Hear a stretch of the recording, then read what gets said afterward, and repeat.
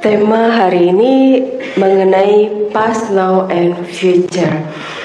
Ini kalau di Indonesia kan berarti masa lalu yang berkaitan dengan masa kini juga berpengaruh terhadap masa depan.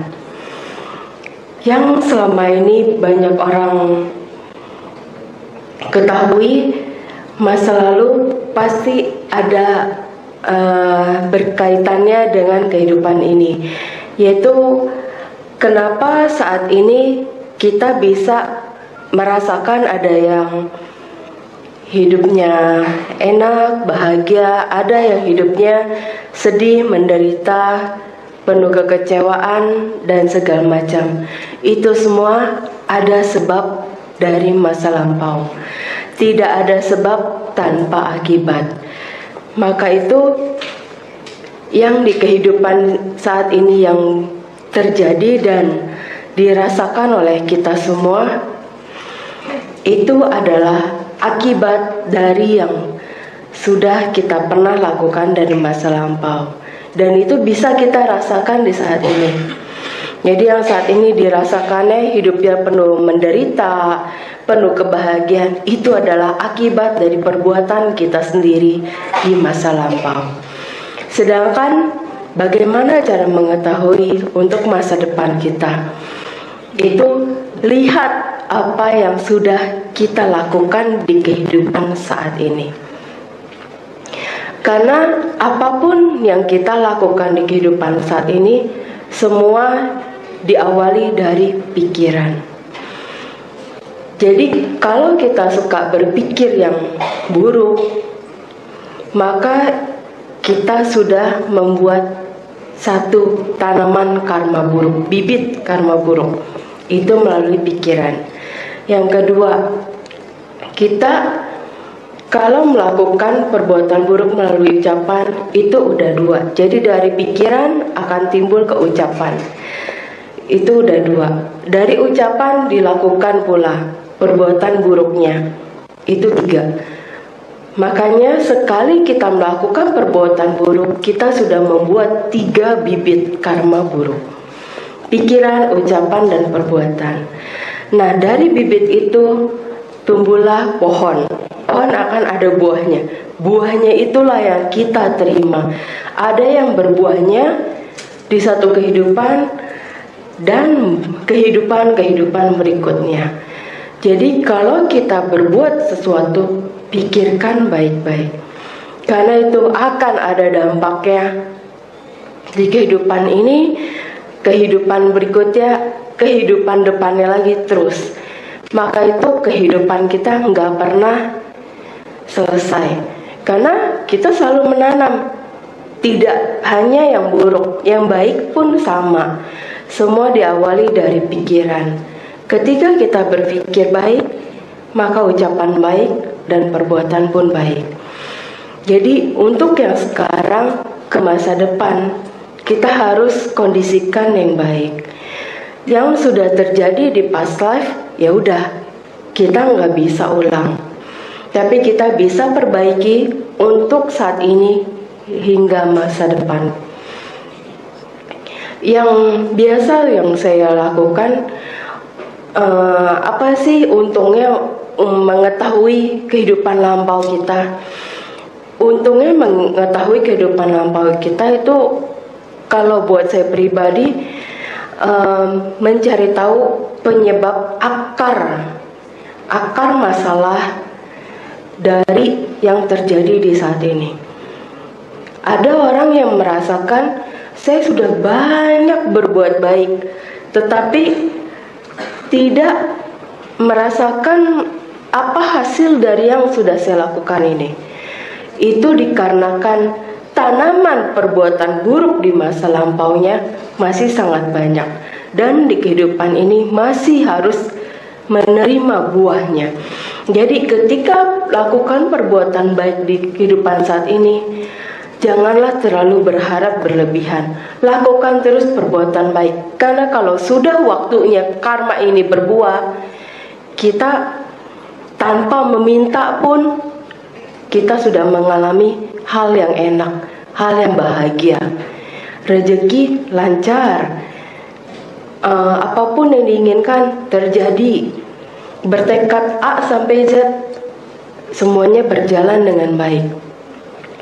Tapi kalau karma buruk kita berbuah dan karma baik ini belum waktunya, jadi ya ketika kita berbuat baik, yang terjadi apa? Karma buruk berbuah terus.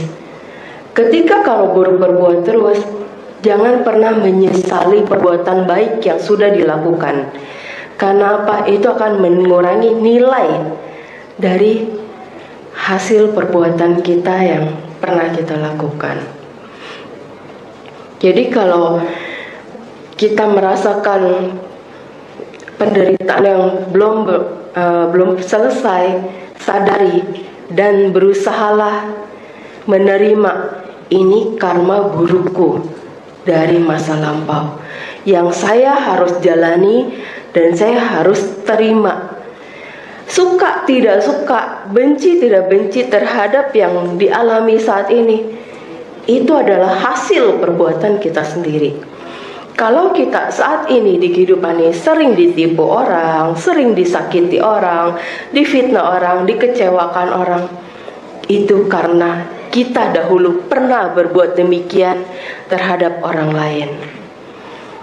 Jadi nggak perlu kesel ketika kita ditipu, ketika kita disakiti, dibenci, difitnah. Kita cukup sadari. Dan kebanyakan orang saat ini itu malah secara membabi buta suka membalas. Orang ini menipu, tidak senang, dilaporin ke sini-sini sampai ya misalkan kasusnya ke tingkat yang lebih tinggi, tapi tetap orang ini tidak akan bayar. Karena apa? Ada yang karena memang dia ekonominya sedang tidak bagus, memang ada yang memang dia sudah tidak niat membayar. Jadi ada banyak macam sebab di kehidupan ini. Dan apa yang terjadi terhadap orang yang menipu kita di kehidupan ini? Dia sedang membuat karma buruk yang baru untuk kehidupan berikutnya. Jadi kita tidak perlu menghukum orang yang telah berbuat buruk terhadap kita. Biarkan mereka punya karmanya sendiri. Kita balas, kita tidak akan pernah selesai berhubungan dengan orang ini. Yang ada terus terjadi keterikatan, bahkan bisa menjadi musuh karma di kehidupan berikutnya. Karena ada yang memang di kehidupan ini juga hidupnya kaya raya, sejahtera, tapi dia memiliki sifat yang sangat jahat. Kalau orang yang demikian itu kaya rayanya disebabkan karena perbuatan baik yang dilakukan di kehidupan lampau. Sedangkan sifat jahatnya yang terjadi di saat ini, itu dia sedang membuat karma buruk yang baru. Jadi dia secara tidak langsung mengkondisikan next life ya dia, nanti kehidupannya belum tentu sebaik dan seenak yang saat ini. Jadi kita yang saat ini sedang menjalani karma dari karma lampau, mulailah bisa menerima. Memang tidak semudah itu ya, tapi berusaha. Kita sama-sama belajar, kita sama-sama berusaha untuk memperbaiki diri kita. Karena pikiran yang baik akan menjadi ucapan yang baik. Ucapan yang baik akan menjadi perbuatan yang baik. Lakukan pikiran baik dan positif ini sebuah hobi dan sebuah kebiasaan. Karena kalau kita menjadi terbiasa berpikir positif, berpikir yang baik, secara tidak langsung kita sudah menimbun karma baik melalui pikiran. Kalau kita sudah sering menimbun karma baik melalui pikiran, secara otomatis ucapan pun lebih banyak yang baik dan positif. Kalau kita beralasan, saya spontan tadi, sorry nggak sengaja ada ngomong ucapan kasar atau ucapan kotor. Spontan tidak spontan itu tetap berasal dari pikiran, karena pikiran kita berubah per sekian detik. Jadi ketika kita mengucapkan spontan itu seperti sudah ada di pikiran. Dan ketika kita berbuat baik ataupun buruk, itu sudah kita pikirkan. Ada yang di kehidupan inilah, terutama saat ini ya, banyak terjadi hal-hal negatif di luaran sana. Entah pembunuhan lah, pencurian, perampokan dan sebagainya macam. Ada yang karena bisikan lah, ada yang karena merasa spontan, ada yang merasa karena desakan ekonomi dan lain sebagainya. Itu semua diawali oleh pikiran yang buruk. Jadi kita mulai dari sekarang kondisikan pikiran yang baik. Karena apa? Selain itu, kita tidak pernah tahu kapan kematian kita menjemput.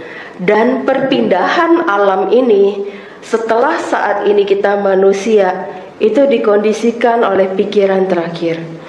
Ketika kita sering berpikir baik, hari ini berpikir baik, besok tiba-tiba kita sudah tidak bangun lagi dari tempat tidur, kita bisa terkondisi terlahir di alam dewa. Kenapa? Kita berpikirnya selalu yang baik. Jadi ketika kita mengalami kematian tiba-tiba, pikiran kita baik.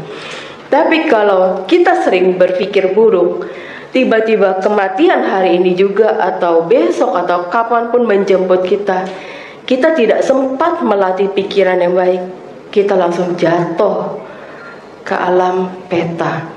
Setelah di alam peta atau di alam dewa ini, karma kita baru berproses. Lebih baik, lebih banyak karma baikkah, lebih banyak karma burukkah?